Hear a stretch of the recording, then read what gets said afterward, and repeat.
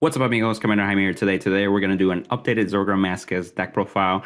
And so I'm excited to show you off with some of the new orders that have been released over the past few months and mention some intricate combos that you can use in your Zorga deck as well. So let's get right into it. Check out Dueling Guard's deck boxes, playmats, and binders. They're great quality products that are anime based. They continually have more anime options becoming available. Use the affiliated link in the description for a 5% discount on your next purchase. So starting with the right line, it's still whatever starter that you want to play. I'm playing this one because it's Aqua Force and it's SP-like. We also still play the Rancor Chain with the Hush Dragon.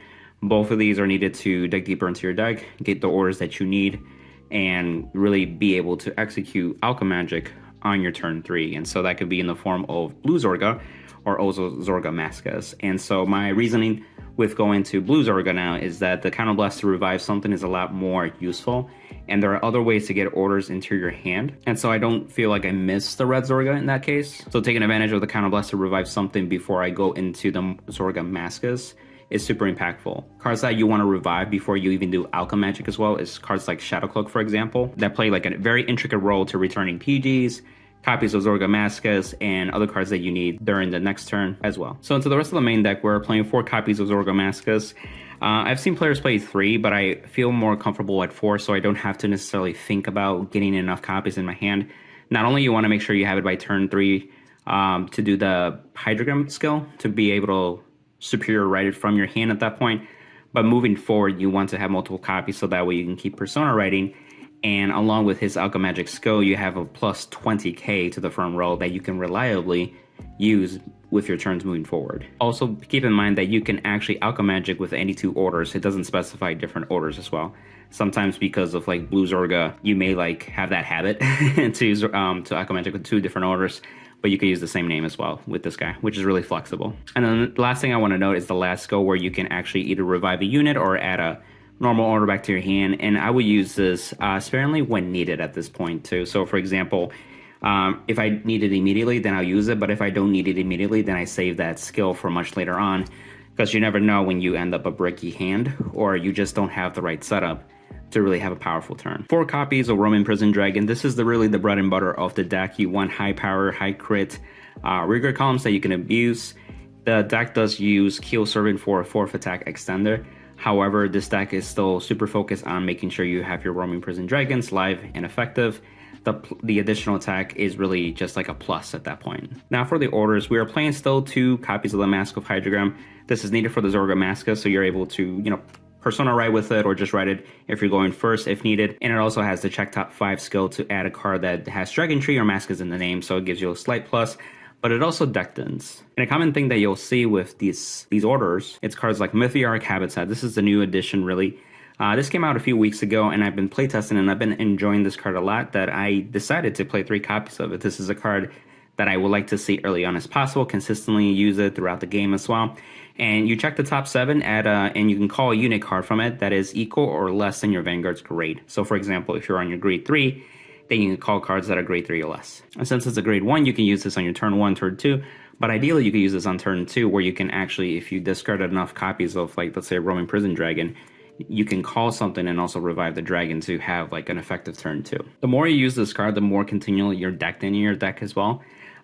As you'll notice with the rest of the orders, I'm not playing Yea Wandering Souls. It's a card that helps us essentially get an additional drive check. The problem with that card though is that it doesn't guarantee that your drive check is deadly. It's just an extra drive check, and also requires another order in hand to discard its cost. And sometimes you may not have that card, or in the following turn you have no orders in hand. So it's just one of those pros and cons for that card, so I decided to stay away with it. And cards like Hydrogram and then of course Mythiarch Habitat help deck in, so at least your twin drive have more chances to at least see 1 trigger, especially if it's a crit. What's also cool is that if you see another copy in the deck, you could actually grab it, because that's the 2nd and the 3rd skill that helps that you can choose, and then you can, instead of call it to the rear guard, it adds it into your hand, so it doesn't go to the drop at that point because it's an order. And you can use it for the following turn, so it's really nice. And what I realized too is that you may not necessarily need to call something from deck every single turn, especially once you're set up with your Prison Dragons. And then if you have a Shadowcloak that's in the back row behind your Vanguard, then you're pretty much like just returning PGs at that point, or copies of the Zorga Masques, so you pretty much are just calling very selective cards that you want. So I recommend highly trying it out for yourself. To further add with that, we are playing Forbidado Surrogate. This came out months ago, but it's a great addition to the deck as well. So you can search for essentially 2 different grade 3s. You will be searching your Prison Dragon and your Zorga Masques. Now, Prison Dragon, you search for it because you need to get them out of the deck. So that's a way to kind of get them out. They may not go into the drop zone, and this is you playing on aura at this point, so you kind of miss the timing at that point. So that specific Prison Dragon won't get the power benefit, essentially, or the crit power. But you can call copies of like Zorga Masques, so that way you can use Shadow Cloak to be able to Soul Blast 1 and bounce it back to your hand.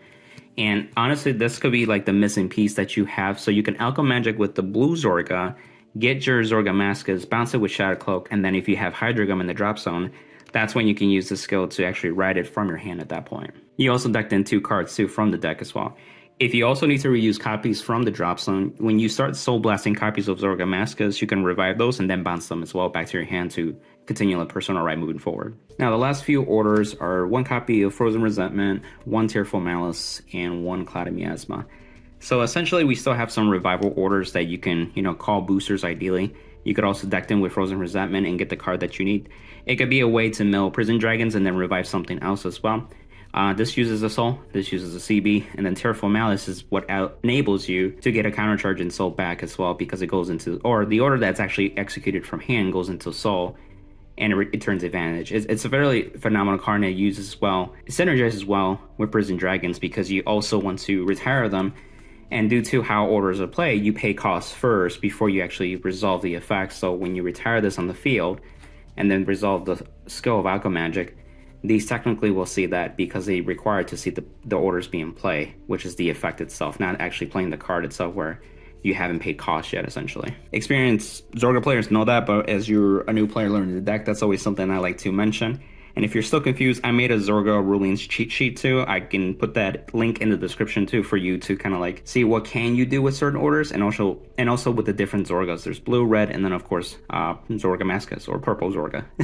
Lastly, to wrap up with Clouded Miasma's benefit, it's not only that it costs something, but it also gives all of your front units plus 5k. So essentially, you can give your whole front row plus 25k with the Zorga Masques ability too. So that way you can push harder. And it's a blanket effect, so that way when you call the Keel Servant as the 4th attack, essentially, then that also sees that benefit too. Onto the rest of the units in the main deck, we are playing 4 copies of Shadow Cloak. This is very important. 1, it sets up the drop zone with orders that you don't have in the drop zone. And moving forward, this is a card that will repeatedly return PGs, copies of Zorga Masques, and so on, and even triggers if you need to. Whatever you really need into hand. And it's also a way to Soul Blast the extra copies of Zorga Masques that eventually keeps riding over. And also, if you use cards like Tearful Malice and Hydro Gum, those are orders that will go into Soul, and you need to get them out of Soul as well. So that'll be super helpful when you use the second skill to get them out. As kind of like the 5th Shadow Cloak, I played the Dragon Tree Grade 2. So this is where you can Counter Blast, Soul Blast, add a Dragon Tree marker to one that doesn't exist yet, and then search your deck for the Mask of Hydro Gum and add it to your hand and shuffle your deck. So it deck dense, but it also gets the Mask of Hydro Gum, so it's another way to get that card. Ideally, you want it in drop zone, but it is in your hand, and at that point, you can perform Alchemy Magic if needed. Later in the mid to late game, you can filter the second one out, so you decked in at that point, but it also gives you an order in hand, just in case you don't have, so you can still perform Alchemy Magic. The rest of the Dragon Tree package is 1 copy of the Grade 1 Dragon Tree unit, and then the Keel Servant. So with this one, this is in the form of a booster. Ideally, you'll notice that the deck sometimes would like boosters because your front row is going to be Prison Dragons and the Keel Servants. So then really the revival stuff or units that you want to support it is going to be in the back row. So then you can Counter Blast, add a Dragon Tree where it doesn't exist. When it's placed, this could also be placed from drop to or deck. The second skill is an act. If you have a Grade 3 Greater Vanguard, you can Counter Blast and Soul Blast and choose a normal order from your drop and add it to your hand. This is another way where you can get orders back into your hand so you can keep Alchemy Magicking. The Keel Servant is there for the attack extending. I only play 1 in this build. I've actually tried, 2 before, and I felt like if I could focus more on the Prison Dragon and the whole other aesthetic of the deck, I feel like the deck performs much better. And so when this comes out, and by the time you get your Dragon Tree set up, at least 1 of them, then you're pretty much good to go with this guy. Also playing 2 copies of Boros Mushrooms, so this is really cool and really unique. This guy does a lot for the deck that sometimes people may not see it as often. So starting the early game, this is a great card that if you want to play pressure, because this goes into Soul and costs 2 tokens, you can make 10k columns. They could also be 5k boosters. And so if you pair it off nicely with a Prison Dragon, you can have a 3 attack turn 2 pretty easily with just 1 of them. If you happen to have 2 Prison Dragons in this, then you have like a very powerful turn 2 play at that point too. Also moving forward is that, your Prison Dragons are going to be in your rearguard circles, and your opponent that is smart, if they can avoid it, they're not going to put them into the drop zone for you to reuse easily. So they're going to leave them on board. And so if you can use a card like the Mushrooms where you can call over the card, but then also put it itself and generate the tokens, then you can adjust your field how you need to be. And if you have a second Prison Dragon, then one of the tokens can also call on top of that, forcing it to go to the drop zone at that point. And you could just fix your columns from there at that point, which is really nice. Also, when you're playing Mythiarch Habitat, the order that calls from the top 7, you can call this immediately too. And it's a great superior call because, again, you can do the token play, or you could just leave it as a booster and then save that effect for the next turn when you need the tokens at that point. So there's a lot of flexibility with that too. We are playing 3 PGs and then the 1 Sanctitude. And so essentially, these are PGs. You want to at least have 3. If not, you can go to the 4 if you want to. So the reason I said that is because of Shadowcloak. Again, you can revive PGs, or you can fetch them from the deck with Habitat, and at that point, just bounce it with Shadowcloak. The Sanctitude is there for like guard restriction decks that force you to either guard like 2 or more cards or 3 or more cards. So that at least helps you with those matchups too. But you can recycle PGs, which is a lot easier for certain matchups so you survive, and you can still conserve your hand size and can still perform Alchemagic and do your plays too as well. We'll wrap up with the triggers, and so 4 copies of the Alana. I'm still playing this card just in case if the soul issue comes up. It's not really an issue, especially with the Mushrooms, but because you're abusing Shadowcloaks often enough, and you're using other orders potentially repeatedly, such as the Frozen Resentment, I just have these just in case. You're more than welcome to swap them out for the 5k triggers to have full 5k bodies as well. And I still play a crit because you want to have pressure. You also want to play 3 draw triggers, and the reason is that it's consistency. Zorga is still a combo reliant type of deck. For Yu-Gi-Oh players that are familiar, I essentially see this as spellbook granblue. So at that point, you need your pieces to perform your Alchemagic, but also do your plays. And so having these, whether they're checked offensively or defensively, it's a lot more appreciative. Also, your attack patterns with front triggers are kind of like set in stone if you want to like hopefully take advantage of it. And what I mean by that is that you may attack with a Prison Dragon first and then attack with the Vanguard, then use Kill Servant and pop out. So that way, if you do get a front, then the whole front row benefits. However, there'll be situations where maybe you want to attack with double Prison Dragons first, then your Vanguard, and then call the Kill Servant. And so hopefully you keep your opponent at 4. That way, then a draw trigger doesn't matter at that point. If you get a front, sure, it can count with that. But then you feel like you missed out on one of the Prison Dragon attacks at that point. Hope that makes sense. There's also the Blessed Favor. You can try like the red OT or the blue OT. The reason that I stick with the Blessed Favor is just it's good pretty much anytime at the point of the game. It's a heal, it's an extra draw, it's an extra crit, it's an extra front as well. Since we don't play fronts, this is our front technically, plus 100 million at that point. But the crit pressure is definitely appreciated too. So the only other OTs, you can use the red OT ideally on a Prison Dragon, but again, that depends on like if you check it at the right moment. Whether this card, when it comes out, and it's still good. I still play 3 heals with the 1 effect trigger. It's really up to your choice, whether it be the critical one, the restander, or like the ones with stride.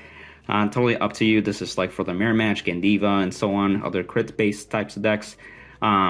I don't see much of a change. If I really need to change this, then I'll change it. The other recommendation is that you just play more 15k shield heal triggers and go from there. And that's the updated deck profile. I hope you enjoyed it.